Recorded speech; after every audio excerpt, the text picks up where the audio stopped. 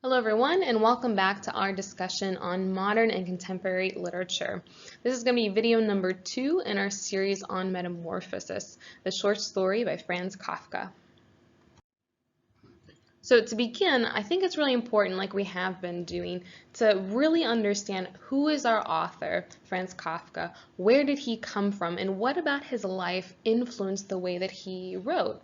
And it's even more important, right, understanding where we're coming from in terms of this new era in literature where we've gone through so much in terms of what's happened in the 20th century and how authors have really picked up on these pivotal changes from conflict to just technological revolution and how it shapes and changed the way that they write.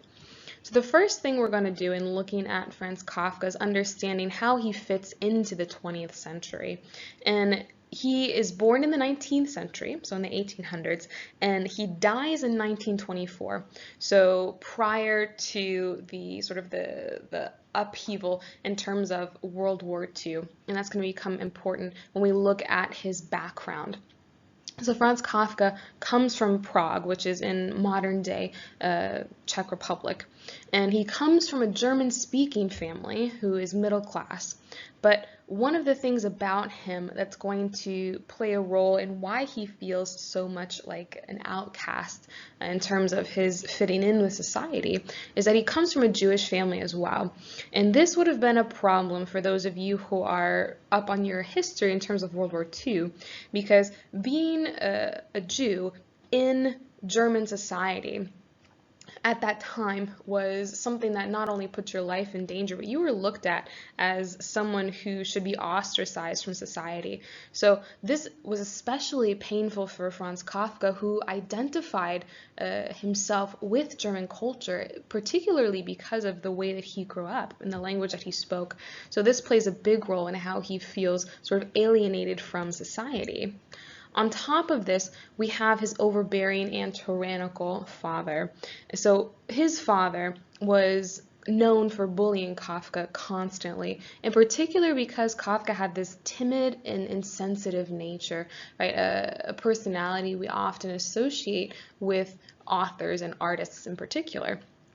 And as a result of this pain that he experiences in his upbringing, in his stories, Kafka makes particular use of sort of painting these innocent people who are menaced by cruel and unreasonable authorities in their life.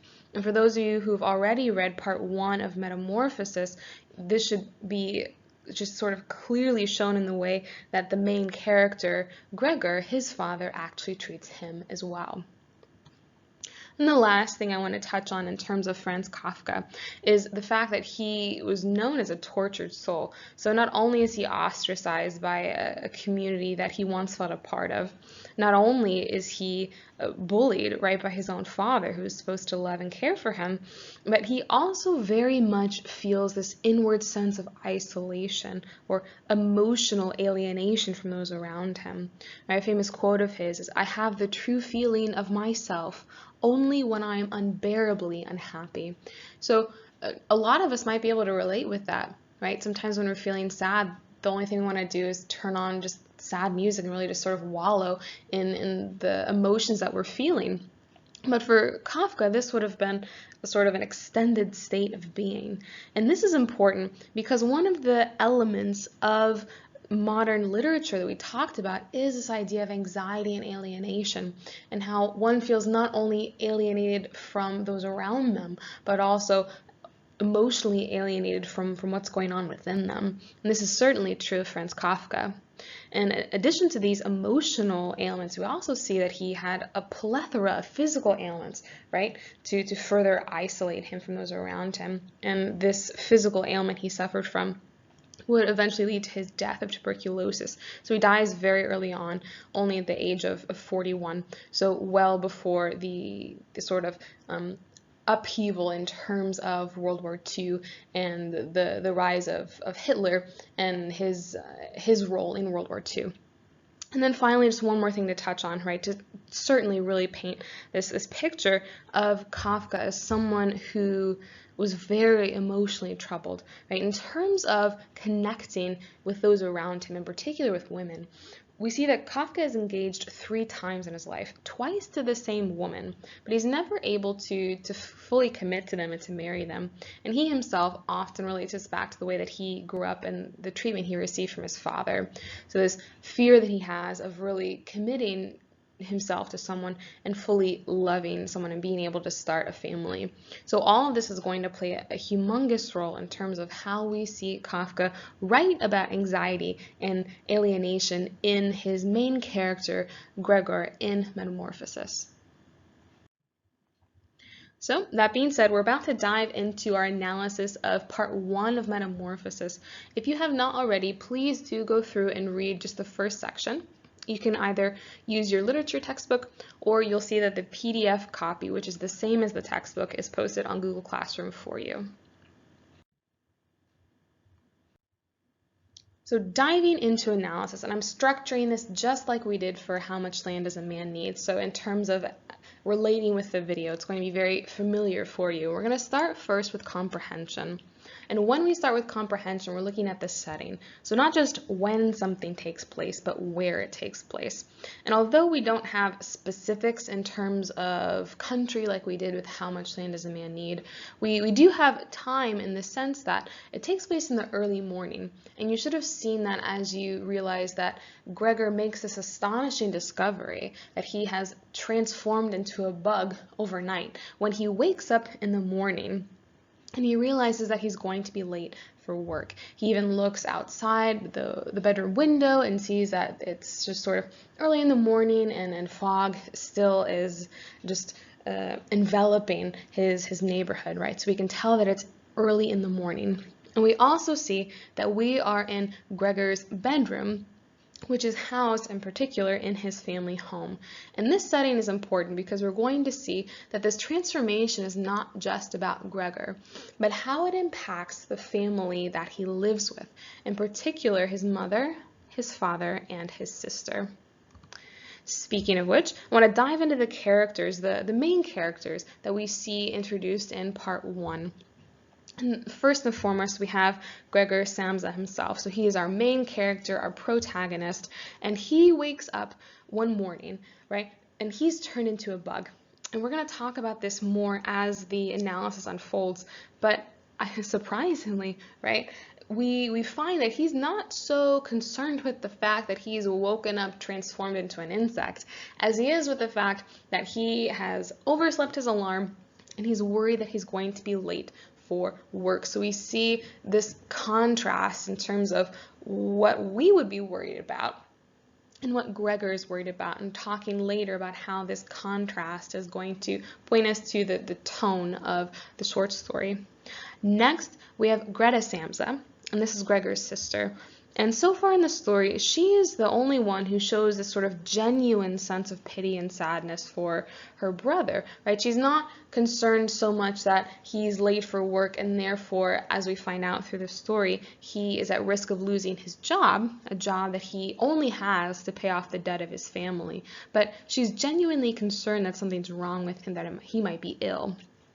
We then are introduced to Gregor's mother and father. And we see that, again, he only works as a traveling salesman to pay back their debt, right? We find out later on in part 1 that he actually has this very good military career. And in this image, this picture of him in his military uniform that's on the wall in their home, we see that he is genuinely happy, right? Whereas looking back to his present state, he hates his job. He hates his boss, the chief, and he only works there because he has this monstrous debt that he has to pay off. And another thing we see in terms of his mother and his father as they react to understanding that Gregor is no longer himself is that they both react, for at least the mother's point of view, we could understand somehow reasonably, right? I could imagine being frightened, right, if I found out one of my family members was turned into a bug. But we see that for Gregor's father in particular, he behaves like a savage beast towards him, right? Taking the sticks, starting to smack him, by the end of part 1, forcing him back into his room violently, so much so that Gregor is injured and he's bleeding. And again, thinking back to Kafka's history and his relationship with his father and how that plays into the way he paints these authority figures in the short story, and how Gregor is sort of at the whims of these authority figures, be it the father or the chief, his boss. And then finally, we're introduced to the chief clerk, so sort of the office manager, the person directly under the chief. And we see that although Gregor has never been late for this job, ever, that he works hard, that he obviously cares about this job, he is only a few hours late when this office manager comes to see why he's not at work, right? And that he shows very little compassion for Gregor in terms of why he's late. His automatic thinking being that he hasn't been doing very well, right? He says this to Gregor in front of his parents, and that perhaps this is just a reflection of his true character, which we know of Gregor in terms of his abandoning the fact that, hey, I'm a bug now, to make sure he can get to work, and the struggle he goes through in the beginning of part 1 just to get out of bed. We see that that's not a true characterization of him. And we also see that just like the mother and father, when the chief clerk comes to realize what has happened to Gregor, he tries to flee the house in fear, right? So all of these reactions to Gregor, and all of which serve to show how alienated and isolated he is at that point. The next thing we're going to do then is dive into analysis. We're going to look at 4 main things in terms of part 1. And the first thing we're going to look at is point of view. So you should remember this from last year in terms of understanding the story. This is a easy and clear point of analysis. We understand that the point of view in this short story is third person limited, meaning that my narrator is someone outside of the story. However, they are given access to the thoughts and emotions of one character in particular, and that character is Gregor himself. And we see that through the use of the pronoun he in the narration, right? So we see that Gregor wakes up and he says, "What was happening to me?" he thought. So we see that the narrator clearly has this open access to what's going on inside of Gregor's thoughts, right? And this is going to be important because, remember, one of the other key elements we talk about in terms of modernism is this focus on the mind. And I want to make a quick note here. When we're reading through the short story, a lot of you might have realized that there is this switch to the pronoun I when dialogue begins. And I want to make very, very clear that this is not a sign that the short story is told in the first person. Okay? Whenever we're looking to figure out what is the point of view of a story, we look not at the dialogue, but we look at the narration. The second part of analysis that we're going to be looking at is the visualizing detail. So how the story is described by the narrator and what sort of details do we notice. And the first thing that you should notice is how just very clear and straightforward the narration is, particularly in terms of how Gregor's transformation is discussed. Right? Never in the narration up until this point in part 1 do we see the narrator address how crazy this is, how fantastic this is in terms of this shouldn't be happening at all. He's very sober or clear-minded and straightforward in how he discusses it. A clear example is the very first page of the short story in narrating what this transformation looks like. Right? He says that he was lying on his hard, as it were, armor-plated back. And he goes into this long discussion about how he looks and how it very much is described in scientific terms, right? Never once addressing the fact that this is a man who has woken up to the impossible. And this is further highlighted in how Gregor himself treats his transformation, right? He treats it as almost as if it's normal, right? This could happen to anybody. It just happened to occur to me. And he even goes so far as to think about other things, right? Whatever, I'm a bug. I have these bigger issues to deal with, right? The biggest issue, right, being the fact that he's going to be late for work. We see that in how his thoughts are revealed. Oh God, he thought, what an exhausting job I've picked on. And so at this point in the story, a lot of you might be scratching your heads, right? As you should, in terms of why is Gregor not worried at all about the fact that he's transformed into a bug? And wait a minute, I thought that we were talking about modernist literature. So I thought we left all of this mythological, fantastic things behind when we finished Romanticism. And these are good questions, and I want to address them first with this. Okay? That in looking at this contradiction that occurs between what we would expect of Gregor and what he actually does, there we're going to be led to the theme of the story and the tone of the story. So we're going to need to pick up on that as part one unfolds and the rest of the short story unfolds. And the second thing I want to address in that question is remembering that for this short story in particular, Kafka makes use not just of key elements of modernist literature, in particular anxiety and alienation, but also in terms of the mythological.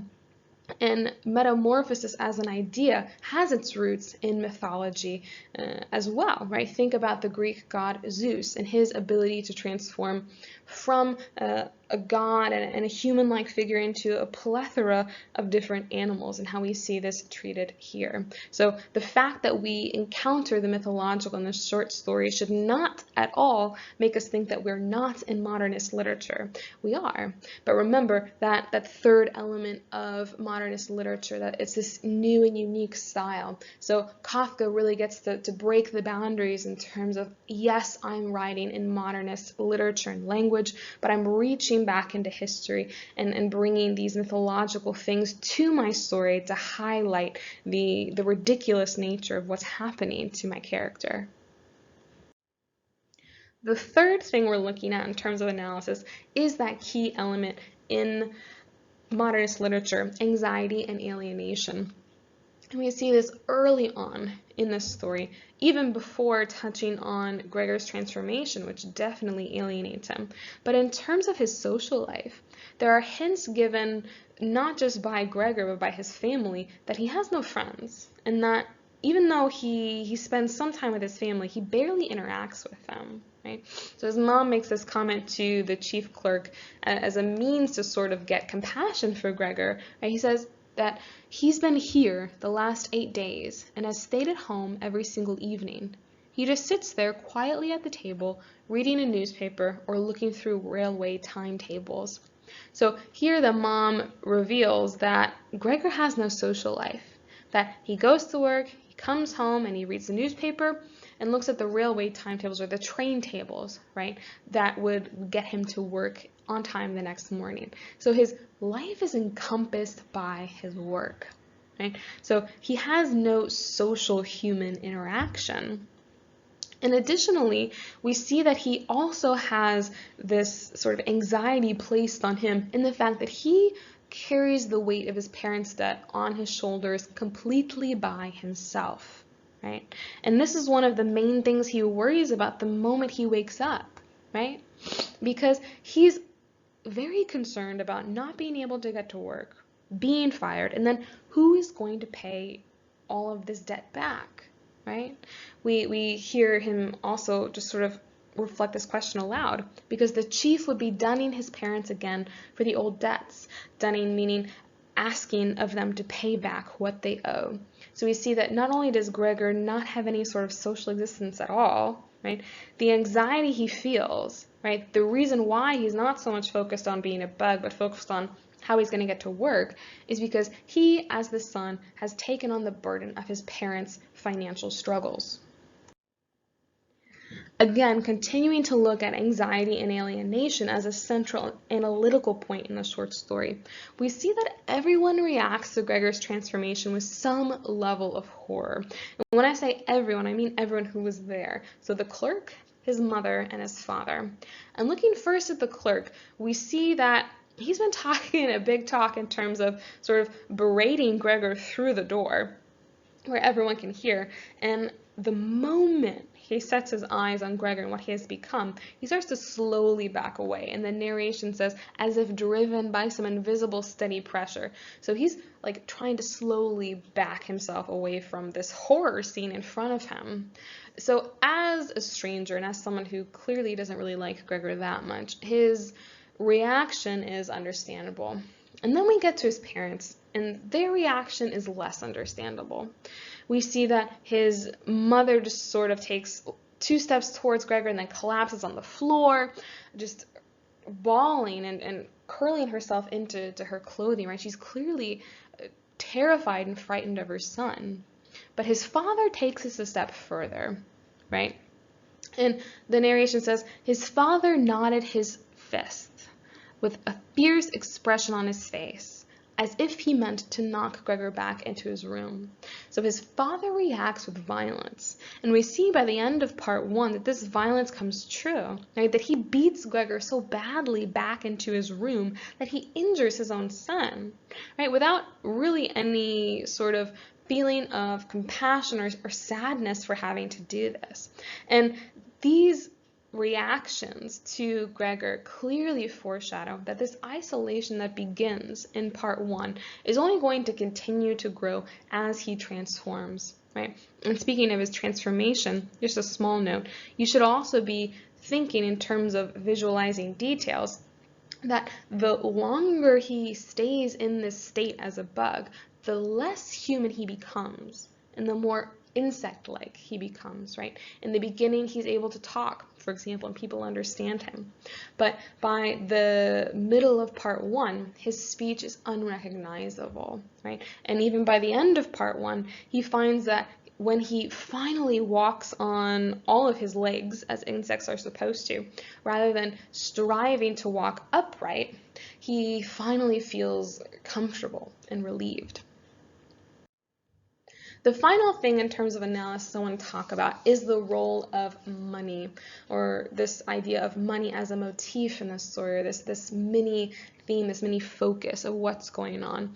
And we see from the very beginning that Gregor's concerns upon realizing his transformation are driven by the need for money in terms of his parents' situation. And he recalls that he is the sole provider for his parents and for his sister. So he has this huge grand financial burden.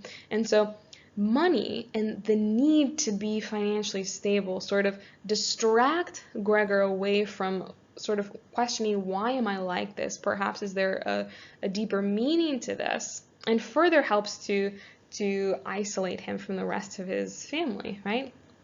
And additionally, we also learn that Gregor is the only one who works, although, right, we see that his father doesn't have any sort of handicap that would prevent him. In fact, his father stayed at home.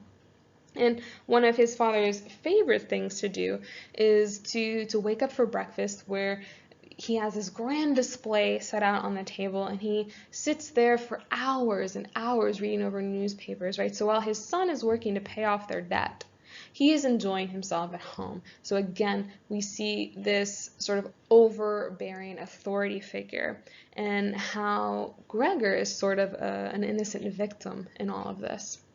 And then finally, in terms of talking about the role of money, we see that the family is in a good deal of debt.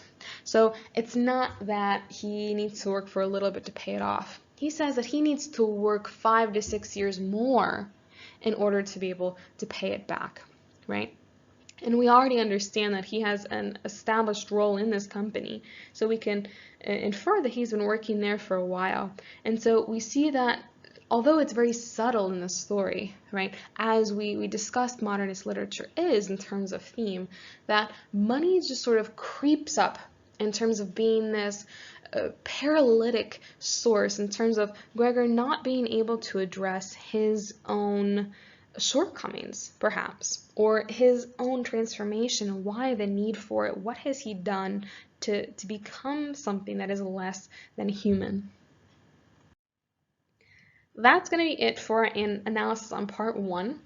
The video for next time is going to be analyzing part 2. So before you do watch that next video, I would like you to read those pages of the text. So it's 1122 to 1135 of your literature textbook. I will also have it posted as a PDF copy on Google Classroom for those who do not have access to their literature book. And as you do begin to read that next portion, something just to help you focus your understanding and going through the text is to look at how the family begins to adjust to Gregor's new transformation, and also how we see Gregor continuing to transform into something that is less than human and more insect. Thanks for watching, and I'll see you next time.